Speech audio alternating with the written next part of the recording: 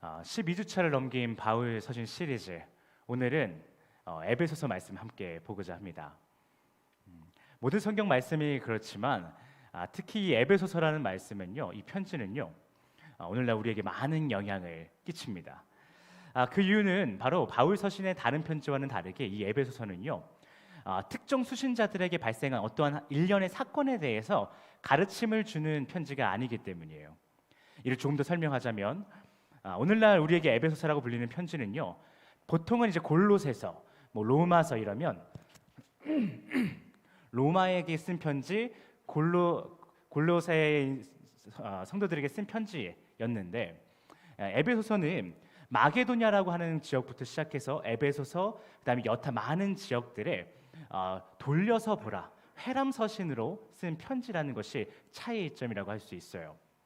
이것이 어떤 차이를 두냐 하면, 이 회람서신이라는 거, 모든 교회가 돌려봐라라는 의미는요, 이 편지가 특정 교회에게만 적용될 수 있는 말씀이고, 그 외에 다른 교회들은 간접적으로나마 적용할 수 있는 말씀이 아니라, 이 편지는, 이 에베소서 편지는요, 모든 교회가, 그리고 그 안에 있는 모든 성도가 본인의 말씀으로 받아들이고 그 명령 앞에 순종해야 한다라는 의미를 담고 있는 메시지라는 것이에요. 그래서 이 에베소서 말씀은요, 다른 바울 서신과는 조금 더 차이가 있고, 또 우리에게 더 많은 영향력을 끼치게 돼요. 이 말을 조금 더 우리에게 가까이 가지고 오자면요, 이 에베소서라는 편지는 다른 서신과는 또 다르게 아주 오랜 시간이 지나 2023년 9월 24일 9월 마지막 주일 예배를 드리고 있는 우리 헤이스 교회에도 간접적이지 않고 직접적인 메시지라는 것이에요. 그리고 이 안에 있는 우리 성도들, 저를 포함한 우리 모든 성도들은 이 말씀이 그때 누구한테 썼던 편지인데 나에게는 어떻게 적용이 될까가 아니라, 정말 이 말씀이 나에게 직접적으로 하나님께서 하시는 명령이구나 라고 하며 우리는 더 큰 책임감을 느끼게 되는 것이죠. 이러한 이유로 본 서신은 다른 바울 서신보다 우리에게 큰 유익과 책임감을 줍니다. 그렇다면 본 서신이 아주 오래전 예수를 그리스도라고 부르던 무리들과 오늘날 우리에게 어떤 유익을 주는가, 도대체 큰 유익과 큰 책임을 준다고 하는데, 그 유익이라는 것은 무엇이고 그 책임이라는 것은 무엇인가? 그것은 바로 하나됨이라는 것이에요. 에베소서 편지는요, 성도들에게, 그리고 그 신앙 공동체에게 하나 되어라 라는 큰 메시지를 던져주고 있어요. 혹자는 말하죠, 하나됨이라는 가치는 너무 오래된 예전의 가치다라고 얘기하는 사람들이 있어요. 특히 청년들이 대학교에서 조별 과제를 받게 되면 굉장히 싫어합니다. 저도 학부 때만 하더라도, 저 한 10년이 넘었는데도 학부 때만 하더라도 조별 과제? 그러면 너무 귀찮은 거예요. 다 같이 열심히 하면 그나마 좀 난데, 잘하는 친구가 있고 맨날 빠지는 친구가 있고 혼자 고생 죽어라는 친구가 있고, 다 각자 역할이 있는 것처럼 어떻게 조별 과제만 하면 스트레스가 이만저만이 아닌 것이죠. 이거를 빠져나가고 싶은 친구는 어떻게 하면 빠져나갈 구실을 만들까 스트레스고요. 열심히 해보고자, 학점 잘 받고자 하는 청년들에게는 이 모임을 빠져나간 구멍낸 사람들을 메꾸느라고 또 스트레스라는 거예요. 그래서 많은 청년들이 말하죠, 이 하나됨이라는 가치는 너무 스트레스입니다. 유익보다는 스트레스가 훨씬 더 큽니다 라고 얘기해요. 그럼 장년들은 좀 다를까요? 윗세대들은 다를까요? 그렇지도 않죠. 물론 부모로서, 조부모로서 내 자녀들이 한데 어울리고 함께 식사하는 모습을 보면 너무 좋죠. 기분이 좋습니다. 그러나 그것이 아니라요, 잘 알지 못하는 사람들, 다리 건너에 있는 사람들과 굳이 연합하고 주말에 모여서 이렇게 괜히 어색함을 비집고 들어가서 대화를 해 나가야 되고, 이런 것들이 장년들 또한 부담이라는 것이에요. 여간 귀찮은 일이 아닐 수가 없는 것이죠. 이런 하나됨의 가치가 참 부담스럽고 귀찮다라고 여겨지는 것은 이처럼 사회뿐만이 아니라 교회 안에서도 굉장히 팽배한 상태예요. 평일에 각자 힘들게 일하고 와서 친한 애들끼리 교회 와서 또 평일에 일했다, 이렇게 스트레스 받았다, 이런 거 얘기하는 건 재밌어요. 그런데 잘 알지 못하는 권사님과 청년들인데 어디 장로님과 대화할 일이 딱 생겼다. 식당에 밥 먹으러 갔는데 두 사람이 마주 앉았는데 아무도 안 온다. 이러면 무슨 말을 해야 되지? 정적도 힘들고 말하자니 말하는 것도 힘들고 쉽지 않다라는 것이에요. 평일날 열심히 고생하고 스트레스 받으면서 하루하루를 살았는데 주말에 마저도 모르는 사람들을 위해서 봉사해야 되고 잘 알지 못하고 어색한데, 서로 어색한 거 뻔한데 굳이 대화를 이어나가야 되는 이런 환경들이 교회 안에서도 참 불편하다라고 많은 청년들이 얘기하고 장년들도 얘기하고 있어요. 일반 사회나 교회에서나 이 하나됨이라는 가치는 대부분 바라지 않는 가치가 되어버린 것이죠. 오히려 멀리하고 싶고 그냥 나 친한 사람들끼리만 똘똘 뭉치고 싶다, 그 사람들끼리만 편하게 웃고 떠들고 싶다라는 생각이 사회나 교회나 다 똑같다라는 것이에요. 그렇다면요, 이 에베소서 말씀의 교회론의 정수라고 얘기하거든요. 교회가 무엇인가라고 할 때 에베소서를 보라고 얘기해요. 근데 그 에베소서가 우리에게 왜 하나됨이 유익하다고 얘기하고 있는 걸까요? 우리 그렇게 싫은데, 저 MBTI I거든요. 제가 우리 아들 심리 검사 받는 것 때문에 부모도 같이 검사를 받는 게 있더라고요. 거기서 제가 검사를 했는데 이렇게 나왔어요. 아버님은 사회관계를 좋아하지 않는데 스킬로 그거를 이겨내고 있다, 그런 편이다 라는 얘기를 했어요. 그래서 끄덕끄덕했어요. 제가 사람을 막 문어발식으로 막 만나고 막 사귀고 이런 거를 그렇게 좋아하지는 않거든요. 개인적인 성향이죠. 그러나 사역을 오래 하고 또 사회에서 생활을 하다 보면 이것이 스킬이 생겨요. 익숙해지고 어떤 매너들이 생기고 어떤 중간에 대처할 수 있는 재치들이 생기죠. 그렇게 해서 사회생활 저도 한단 말이죠. 근데 힘들어요. 그렇게 하면서도 스킬이 있으면서도 힘든 게 하나됨인 것이죠. 근데 왜 우리가 이렇게 힘들어하고 있는 이 하나됨이라는 가치를 에베소서는 정말 중요한 가치야 라고 얘기하고 있는 것이냐는 것이죠.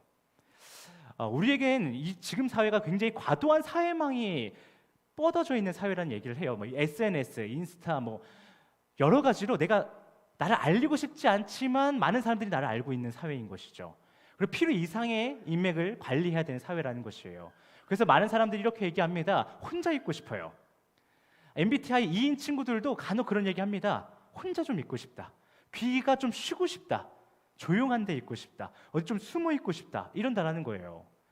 그런데 이 하나됨이라는 가치가 그렇게 중요하다고 에베소서가 말한다라면 이것은 과연 어떤 의미냐는 것이죠. 혹 이런 것일까요? 구약에 보면 이것을 먹지 마라, 뭐 새 중에 먹지 마라, 뭐 돼지 소고기만 나오면서 양고기 나오면서 이건 먹어라, 이건 먹지 마라, 이런 얘기하죠. 근데 오늘날 우리 어떤가요? 새도 먹고 뭐 조류도 먹고 돼지도 먹고 양도 먹고 소도 먹고 다 먹잖아요. 그럼 이 에베소서에서 말하는 이 하나됨이라는 가치도 시대착오적인 혹은 아주 오랜 시대에만 적용할 수 있는 그런 메시지인 것일까요? 이것을 우리가 새롭게 완전히 다른 스타일로 재해석을 해내야 되는 것일까요? 여러분, 우리는 성경을 읽다가 도무지 이해되지 않는 구조를 만나거나 이것은 좀 전에 말씀드린 것처럼 시대착오적인 것 같은데, 시대에 맞지 않는 것 같은데 라는 메시지를 발견할 때 꼭 해야 되는 작업이 하나 있어요. 그것은 무엇이냐면요, 이 상황, 지금 나의 상황에 이 메시지가 맞는가, 혹은 지금 시대에 이 메시지가 맞는가를 대입하는 것이 아니라, 그렇게 성경 속 글자 하나하나를 읽어나가는 것이 아니라 오래전 수신자들에게, 그리고 오늘날 나에게 하나님이 어떤 생명의 유익을 주기 위해서 이 말씀을 명령하고 계시는가를 고민해 봐야 돼요. 무슨 말이냐면요, 하나됨이라는 가치가 지금 이 2023년도에는 너무 보잘것없고 거부받고 있는 가치라고요. 그렇잖아요. 그런데 성경은 왜 우리에게 하나됨을 얘기하고 있을까? 과연 이 하나됨이 나에게 왜 생명을 주는 말씀이 되는 것일까? 우리 깊게 고민해 봐야 된다는 것이에요. 그냥 나한테는 안 맞아, 난 MBTI I야, 혹은 지금 시대랑은 좀 안 맞는 메시지야 라고 치부할 것이 아니라, 이것도 나에게 생명일 텐데 이 생명을 내가 어떻게 취할 수 있을 것인가 고민해 봐야 된다는 것이에요. 여러분, 에베소서는요 우리에게 말하고 있어요. 예수를 믿는 무리는요, 우리잖아요. 우리 교회는 하나 되어야 한다라고요. 그리고 이 하나됨은, 이 가치는 우리에게 정말 유익한 것이다 라고 말하는데요. 왜 그렇게 말할까? 여러분이 그리스도라고 고백하는 사람, 그 고백하는 존재, 나의 구원자라고, 나를 살리신 분이라고 그렇게 고백하는 그 예수님을요, 누가 보내셨죠? 하나님이 보내셨잖아요.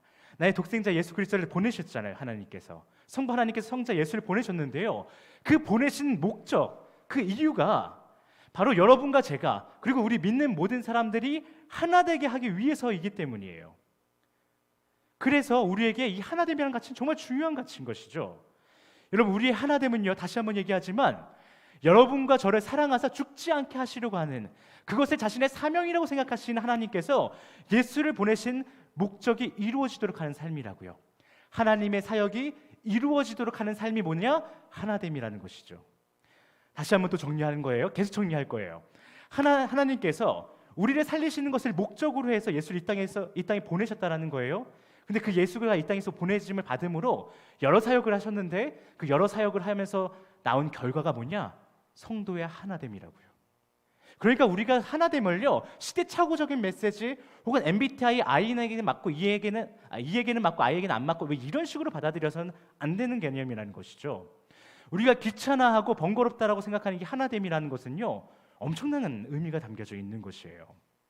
예수를 보내신 하나님과 보내심을 받은 예수, 그리고 이 모든 것을 조명하시는 성령님, 즉 우리가 믿는 삼위일체 하나님의 사역의 완성이 우리의 하나됨이라고요.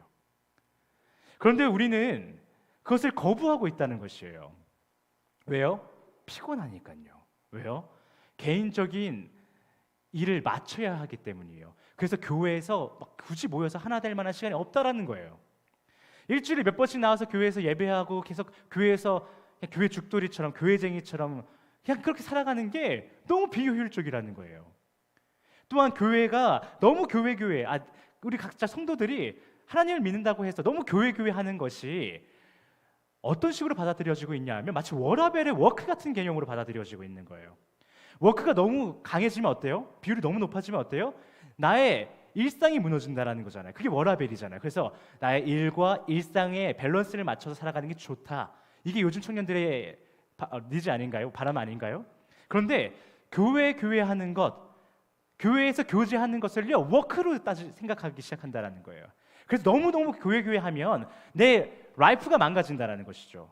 그래서 교 라벨 중에 교가 조금씩 줄어들고 나의 개인적인 교회와 다른 나의 삶이 있어서 그 밸런스가 있는 게 지혜로운 삶이라고 생각하는 것이에요. 혹은 교회에 와서도 너무 교회 하나님 하는 것은 트렌디하지 않다라는 식으로 생각하는 사람들이 너무 많다라는 거예요. 이렇게 수없이 많은 각자의 옳은 생각으로 인해서 우리는 하나님의 사역을 흔들려 하고 있다는 사실을 기억하셔야 됩니다. 여러분 두렵지 않으세요? 만약 여러분이 옳다고 생각하는 그 기준이 하나님의 사역을 방해하는, 마치 베드로가요 예수 그리스도께서 십자가를 향해 나아가고 있는데 주님 가지 마세요, 가시면 안 돼요 라고 말하는 것처럼 결국 그렇게 해서 무슨 소리 들었어요? 사단아 물러가라 라는 얘기를 들은 것처럼 우리 어떠한 기준들이요 하나님의 이 하나됨이라고 하는 사역의 완성을 뒤흔들려고 한다면, 그래서 하나님께서 우리에게 사단아 물러가라라고 말씀하신다면 이거 우리가 어떻게 감당하죠? 누가 감당할 수 있냐는 것이에요. 여러분 하나됨은 우리에게 너무나도 중요한 가치라는 것을 기억하시기 바라요. 예수를 그리스도가 믿어 고백하는 우리 무리들은 교회는 하나됨을 절대로 거부해서는 안 돼요. 이것은 MBTI I냐 E냐라는 논쟁거리가 아닌 것이에요.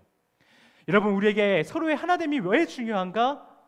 하나님께서 바울을 통해 교회란 성도의 하나됨이라고 이 에베소서를 통해서 왜 말씀하셨는가? 이것을 하나님의 사역의 완성이라는 측면 말고 또 다른 각도로 이야기하자면 이렇게도 얘기할 수 있어요. 무엇이냐면요, 그것은 바로 성도의 하나됨은요 성도가 서로 양보하고 서로 배려하고 애써 내가 상대를 위해서 손해보기를 자청하는 것, 그것으로는 절대 불가능하기 때문이에요. 무슨 말이냐면요, 이 성도의 하나됨이라는 것은요 오직 각 성도가 무엇보다 하나님과 각자 하나 될 때만 가능한 가치이기 때문이에요. 하나님께서 교회에게 하나 되라고 말씀하시는 것은요 하나님께서 예수를 그리스도라고 고백하는 무리를 향해서 너희가 어려운 상황 가운데 예수 그리스도를 떠올렸다라고 해서 교회 예배 시간 가운데 교회에서 이렇게 자리를 차지하고 있다라고 해서 예수의 이름으로 어려움을 좀 당했다라고 해서 너희가 성도가 되는 것이 아니야, 나와 하나 된 자들만이 성도인 것이야 라고 말씀한다라는 것이에요. 나와 하나 되어야 된다, 나 하나님과 하나 되어야 성도인 것이다 라고 하는 안타까운 절규를 에베소서 가운데에서 이야기하고 계신다라고요. 제발 나와 하나 되자, 각자 하나 되자. 세상 안에서가 아니라, 세상의 기준 안에서가 아니라, 각자의 컨디션과 환경 안에서가 아니라 나 너의 하나님 아버지이시오 왕이시오 주인이신 나 하나님 안에서 하나 되자라고 하는 말씀이라고요. 여러분 우리가 어떻게 하나님 안에서 하나가 될 수 있을까요? 우리가 각자가 하나님과 어떻게 하나 될 수 있을까요? 무엇을 하나 되죠? 우린 잘 알고 있잖아요. 예수 그리스도를 통해서만이에요. 절대 다른 것으로는 방법이 없죠. 우린 예수 그리스도로 인하여 하나님과 하나 된 존재들이에요. 믿습니까? 여러분 각자가 하나님과 정말 하나 되셨다고 생각하십니까? 그렇다면 그렇게 하나님 안에서 거하고 그로 인해 하나님과 하나 된 우리는요, 하나님 안에 들어간 그 순간 하나님과의 일치뿐만이 아니라 하나님 안에 있는 나 외에 다른 신자들과의 하나됨도 피할 수 없다는 것을 기억하셔야 해요. 우리가 좋든 싫든 하나님과 하나 되었다라면 그 안에 다른 신자들과도 하나인 것이에요. 이는 마치 성부, 성자, 성령이 하나인 것처럼 하나님 안에 있는 모든 신자들은 하나인 것이 당연하다는 것이에요. 결국 우리가 성도의 하나됨을 거부하면요, 어떤 일이 벌어지는 것인가? 하나님의 사역을 거부하는 거예요. 부정하는 것이에요. 나는 나 성부와 성자와 성령이 하나 되어서 너가 나와 하나 되기를 바래. 그래서 그 안에서 너희들이 하나 되기를 바래 라고 말씀하시는 하나님의 사역을 아니요, 전 싫은데요, 부정하는 거예요. 거부하는 거예요. 또한 성도의 연합을 원하시는 하나님 그 자체를 거부하는 것이에요. 여러분, 하나님께서 왜 예수 그리스도를 통해 자신 안에 초대하셨어요? 성도들이 하나 되라고 초대하신 거예요. 그것이 하나님의 목적인 거야. 나의 사역의 목적이라고 그렇게 말씀하시는데 난 그거 싫어요. 하나님이 하시는 일 싫어요. 하나님의 그 정체성이 난 싫어요 라고 하나님 자체를 거부하는 것이 된다고요. 여러분, 이제 우리의 하나됨이라는 것이 얼마나 가치 있는 것인지, 얼마나 중요한 것인지 조금씩 느껴지시나요? 그럼 여러분, 세상에 속지 마세요. 친한 사람과만 교제하면 된다? 인생 혼자 사는 것이다? 성도의 교제는 그저 동호회 모임을 하든 나의 컨디션과 나의 일정을 조율하면서 지장받지 않는 정도로만 하는 것이 좋다? 워라밸 밸런스를 맞추는 것처럼 말이에요. 이런 세상의 말에 속지 마세요. 성도에게 교회 안에서의 교제는요, 하나됨은요, 신앙 고백인 것이에요. 여러분의 신앙의 고백인 것이라고요. 다른 것을 손해볼지라도 내가 교회 안에서의 교회의 교제를 하겠다 라고 하는 그 삶의 자세가 우리에겐 필요하다는 것이에요. 왜요? 그것이 내가 하나님을 믿습니다는 고백이라고요. 그렇다면 우리가 진지하게 고민해봐야 될 것이 있겠죠. 그것은 바로 성도의 교제가 뭐냐는 것이에요. 성도의 하나됨은 무엇이냐는 것이에요. 그냥 껴안고 있으면 될까요, 우리가? 우리 정도면 껴안고 있을 수 있어요. 한 10명 되니까 껴안고 있을 수 있어요. 그럼 사랑의 교회는 어떻게 해요? 여의도 순복음 교회는 어떻게 해요? 몇만 명씩 수요 예배, 금요 예배, 새벽마다 어떻게 모이냐는 것이에요. 우리는요, 사회적 존재이기 때문에 각자 회사 혹은 친구들과 모임을 가지고 계시죠. 직장에서는 동료들과 어떤 통일된 프로젝트를 이뤄내기 위해서 협업을 하기도 하고요. 친구들과는 맛있는 밥과 차 한잔을 하기도 하죠.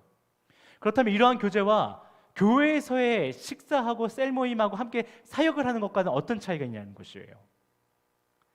우리가 이 차이를 모른다면, 또한 이 차이에서 발생하는 우리의 책임을 모른다면요, 대한민국 교회는 무너지게 될 거예요. 사라지게 될 것이에요. 껍데기는 남을지도 모르겠죠.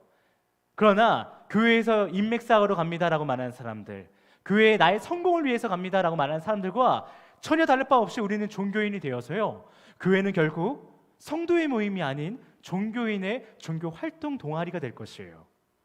여러분, 여러분이 종교인이 아니라 정말 성도라면, 그러길 원하신다면 세상의 교제와 교회의 교제의 차이점을 아셔야 돼요. 그리고 그 안에서 여러분의 책임을 발견하셔서 그것을 지키라 하신, 그것을 명하신 하나님의 명령에 순종하셔야 됩니다. 여러분, 피곤합니까? 목숨 거는 일에 피곤하다는 말이 웬 말이에요? 쑥스럽고 부끄럽습니까? MBTI I입니까? 여러분, 죽고 사는 문제, 여러분 죽지 않기 위해서 그 모든 것을 이겨낼 수 있지 않겠어요? 부담스럽더라도, 좀 쑥스럽더라도 MBTI I라서, 너무 극 I라서 사람들 만나기 너무 힘들지라도 여러분 당장 그거 안 하면 죽는다고 해서 누군가 얘기했을 때 죽지 않으려고 뭐든 하시지 않겠어요? 우리가 정말 이 땅에서의 삶 이후에 영원한 하나님의 나라를 믿는다면 우리는 모든 이유를 뛰어넘어 하나 되기를 힘써야 돼요. 그럼 여러분, 우리의 셀 모임은 친구들과의 식사 한번 한 끼하고 차 한잔 하는 것과는 뭐가 다를까요? 여러분, 우리 헤이스 교회의 교제는요, 직장에서의 교제 그리고 동호회에서의 교제와는 무엇이 달라야 할까요? 여러분, 우리 믿음의 가정은요, 세상의 가정과 무엇이 달라야 할까요? 셀 모임은 다수가 모이지만 개인의 이야기를 나누는 시간이죠. 그렇다 보면 개인과 개인의 교제가 가까워요. 교회의 교제는요, 개인의 이야기를 듣기보다 우리 공동체의 이야기를 나누는 시간이죠. 그래서 조금 더 사회적 교제의 모습을 띠고 있어요. 그리고 가정의 교제란 비밀스럽고 굉장히 연약한 교제예요. 누구에게도 보여줄 수 없는 면을 보여주잖아요. 그러나 그 모든 것을 보고도 끊임없이 사랑을 고백해주는 가족이 있기에 가정의 교제는 사랑의 핵심과 같은 교제인 것이에요. 우리는 가족과 세론과 성도들과 흔히 이런 인사를 해요. 여러 교제를 통해서 이렇게 얘기하죠. 밥 먹었어? 밥 먹었겠죠. 근데 그게 물어본다고요. 우리가 맨날 밥 먹었어? 혹은 조금 어르신들 보면 이렇게 얘기하죠. 건강하신가요? 건강하시죠? 이렇게 인사를 하죠. 얼굴이 좋아 보이네요. 이런 인사를 우리가 흔히 한다고요. 그리고 헤어질 때쯤, 서로 대화가 끝날 때쯤 이런 얘기해요. 다음에 밥 한 끼 하시죠? 늘 건강하세요? 이렇게 얘기한다고요. 이런 인사들 정말 좋은 인사들이에요. 어색함을 깨어 들어가기에 적당한 멘트들이고요. 어찌 보면 밥을 먹는 것, 건강을 챙기는 것은 이 땅을 살아가는 우리 인간들에게 너무나도 중요한 가치예요. 그런데 여러분 그거 아시죠? 밥 며칠 못 먹어도 다 살아요. 최근 어느 한 정치인이 20일 넘게 금식을 하는데 잘 살아있잖아요. 많이 힘들어 보이긴 하시는데 잘 살아있다고요. 여러분 건강이 망가져도요 일주일 혹은 한 달은 살아요. 응급 환자로 병원에 간 사람 말고 병원에 그냥 진료를 받으러 간 사람들에게 시한부를 선고할 때도요 내일 죽어야 하지 않는다고요. 보통 한 달은 얘기해요. 한 달 정도 사실 것 같습니다. 3개월 살 것 같습니다. 얘기한다고요. 그런데 우리 성도들은요 하나님 없이는 단 하루도 살 수 없어요. 단 하루도 우리는 하나님 없이 살 수 없다고요. 우리가 하나님이 없이 돈이 있다고, 명예가 있다고, 안락한 가정이 있다고 해서 살 수 있는 게 아니라고요. 여러분 우리 함께 고백해 봅시다. 따라서 한번 고백해 보시길 바래요. 나는 하나님 없이는 단 하루도 살 수 없는 존재입니다. 네, 여러분 우리는 하나님 없이 존재할 수도 없고요 죽을 수밖에 없고요 영생할 수 없을 뿐 아니라 지금 당장 하루조차도 살 수 없는 존재들이에요. 이것을 믿는 것이 성도입니다. 하나님이 짱입니다. 하나님 최고입니다. 하나님이 나에게 복을 주십니다만 믿는 것이 성도가 아니라 그가 없이는 나는, 내 가족은, 우리 세론들은, 성도들은, 내 친구들은 단 하루도 살 수 없습니다라는 것을 믿는 자들이 성도인 것이에요. 그러니 우리는 아침에 눈을 떠 자신을 보게 되고 사랑하는 가족을 마주치고 교회 안에서 성도들을 만나면요 우리의 육의 양식인 밥 먹었니? 뿐만 아니라 영의 양식인 말씀 읽었니도 물어볼 수 있어야 돼요. 육에 대해서 건강하신가요? 라고 여쭤보는 것뿐만이 아니라 내가 정말 나 자신을 사랑하고 가족을 사랑하고 세론들을 사랑하고 성도들을 사랑하신다면 그들에게 당신은 하나님과 친밀하신가요? 라고 물어봐야 돼요. 당신은 하나님을 찬양하고 있나요? 당신에게는 감사의 고백이 있나요? 당신은 하나님에 대해서 들려주시겠어요? 성도들은요, 성도의 모임은요 무엇보다 이번 한 주 영의 양식인 말씀이 당신의 삶에서 어떻게 현실이 되어 당신의 배가 부르셨습니까? 혹은 배가 고프셨습니까? 우리는 서로의 영적인 안부를 물어야 돼요. 아무리 교회라고 해서 너무 하나님 얘기만 하면 재미가 없다 혹은 서로 너무 친밀해지지가 않는다라고 생각하시나요? 완전히 틀린 말은 아니죠. 너무 너 인생 관심 없고 하나님만 얘기해. 이거 안 좋은 태도죠. 그런데요 여러분 한국교회가 왜 무너지고 있는지 고민해 보셨나요? 정말 대한민국 교회에 교제가 없어서 정치 이야기가 없어서 우리가 사회에서 외면받고 있나요? 교회가 세상의 음악과 영화와 문학 장르들을 다 무시해서 교회의 문화를 세상이 삼류문화라고 조롱하고 있나요? 요즘 청년들이 교회에 나오지 않는 것? 교회 청년부 문화가 너무 구식이라서 축제가 너무 재미없어서? 과연 그런 걸까요? 교회에서요 요즘 웬만한 교회들이 청년부가 있는 교회들은 행사했다 하면 뭐 사이키 조명 켜고 레이저 켜고 설교 중에 욕도 마구 섞어가고 청년들의 노출된 의상들에 대해서도 허용해주면서 소위 세상이 말하는 힙하다라는 것들을 다 수용하고 있다고요. 여러분 정말 교회가 교회되지 않고 영적인 힘을 잃어버린 것이 교회가 너무 교회 얘기만 해서 그럴까요? 복음만 말해서 그런가요? 아니잖아요. 교회가 설교 중에 복음을 이야기하지 않고 성도는 성경을 묵상하지 않고 나누지 않으며 서로 모이면 세상의 이슈만 얘기하고 떠드니 교회가 그렇게 하나님의 이름을 저 뒤에 쳐박아 놓으니 세상이 교회 한번 다녀볼까? 교회는 어떤 곳일까? 살짝 기울일 때마다 나와 전혀 다른 것을 발견하지 못하며 저들은 그냥 자신 혼자 살 힘이 없어서 불안해서 있지도 않은 신을 믿는 나약한 존재들이야 라고 하는 거 아니겠어요? 여러분, 우리 교회는 참 감사한 것이 하나 있습니다. 무엇이냐면 가족관계가 많다라는 것이에요. 다 어떻게 자꾸 찾으시면 다 피가 섞여 있죠. 이는 여러분 축복입니다. 요즘 시대에 3대가 한 교회에서 한 신앙생활을 한다, 같이 예배드린다, 이거 정말 보기 힘든 일이에요. 그런데 여러분, 이것이 여러분에게 저주가 되지 않게 하시길 바랍니다. 자신의 가족을 바라보면서 나의 가족이니 당연히 경건생활 잘 하겠지? 아니라고요. 나에게 신앙을 물려준 내 아이 부모님이시니까 괜찮으시겠지? 아니라고요. 내 아들 내 딸인데 신앙생활 어련히 잘 하겠지? 아니라고요.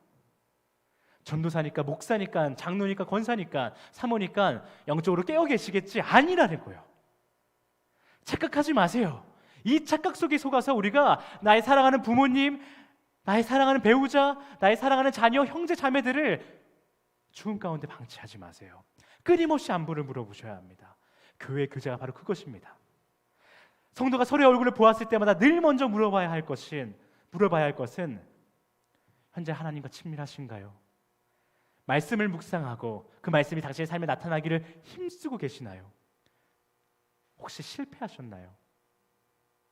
당신은 오늘도 실패했지만 하나님, 그 속에 하나님께서는 당신을 이렇게나 사랑하고 계십니다. 그 하나님의 사랑에 실패가 없으십니다 라고 말해주는 것. 우리는 오늘 하나님 붙잡기를 실패하여 죽은 자의 삶을 살았지만 하나님 우리를 놓지 않으셨네요. 하나님과 우리의 관계는 마귀도 천사도 끊을 수 없는 것이었네요 라고 말해주는 것. 이런 복음의 안부, 서로 안에서 하나님의 안부를 물어봐야 한다고요. 그 안부를 통해 서로 하나님이 당신의 삶에 신실하게 존재하고 계십니다 라는 것을 알려주면서 그들의 영을 위로해야 된다고요. 그래야 잘 살고 있는 줄 알았던 내 자신과 사랑하는 가족과 성도들, 내 멀리 있는 친구들이 영적으로나 육적으로나 죽지 않고 산다고요. 그래야 교회가 죽는 것을 막을 수 있다고요. 이렇게 교회는 세상을 위로하고 살릴 힘을 되찾게 되는 것이에요. 다른 것이 아닙니다. 사회에 이런 이슈가 있는데 우리가 이것을 어떻게 동참해야 될까요? 깃발 들고 나가는 것이 아니고요. 이 안에서 우리가 서로의 안부를, 어떤 안부요? 영적인 안부를 물어보고 그 안에 그는 스스로 발견하고 있지 못하지만 내가 조금 더 깨어있어 그 안에 하나님이 당신과 함께 하시잖아요. 이렇게 여전히 사랑하시잖아요 라고 안부를 묻고 그 하나님을 찾아주는 것, 그렇게 그들의 영을 위로하는 것, 이것이 교회의 교제인 것이에요. 이렇게 해야만이 교회가 힘을 되찾는 것이에요. 무슨 힘이요? 세상을 점령할 힘이요? 아니요, 세상을 위로하고 사랑할 힘이요. 여러분, 우리 하나님은요, 우리 헤이스 교회의 변호나 후원이 필요한 존재가 아니에요. 우리가 서로 복음의 안부를 물으며 하나님이라는 가치를, 그 정체성을 지키고 그로 인해 진정한 성도로 살아가는 것을 기뻐하시는 분이라고요. 여러분, 오늘 설교의 결론입니다. 예수님은 하나님의 독생자셨어요. 그리고 그 독생자 신분으로 이 땅에 보냄을 받으셨습니다. 그리고 이렇게 보냄을 받은 땅에서요, 굉장히 나약한 존재를, 연약한 존재를 사셨어요. 십자가 못 박혀 돌아가셨죠.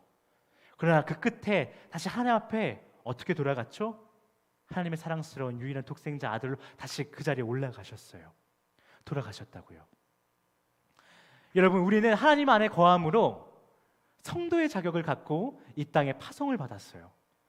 그렇게 이 땅에서 파송을 받고 살아가는데 너무나도 연약한 우리의 모습을 봐요. 매일같이 실패하는 우리의 모습을 봐요. 그러나 절대 잊지 마십시오.